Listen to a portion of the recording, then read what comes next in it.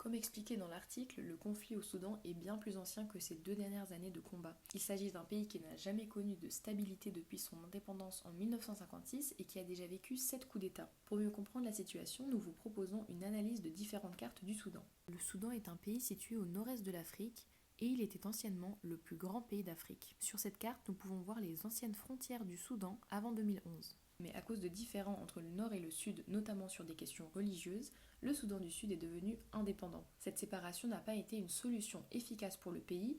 Marc Lavergne, directeur de recherche au CNRS, a affirmé que l'ancien président du Soudan du Sud, John Garang, disait que si l'on sépare les deux Soudans, il y aura 2 problèmes au lieu d'un. Les deux armées qui se combattent depuis 2023 sont les forces armées soudanaises, dirigées par le chef d'État de transition, Abdel Fattah el-Burhan, devenu président du Conseil souverain après le coup d'État de 2019. La deuxième force est celle des forces de soutien rapide, dirigées par Mohamed Hamdan Dagalo.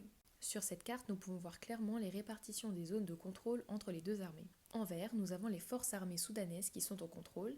Il s'agit donc du centre du pays. Ils sont aujourd'hui soutenus par l'Égypte et l'Arabie saoudite. En orange, ce sont les forces de soutien rapide qui dirigent le sud-ouest du pays, donc la majeure partie du Darfour.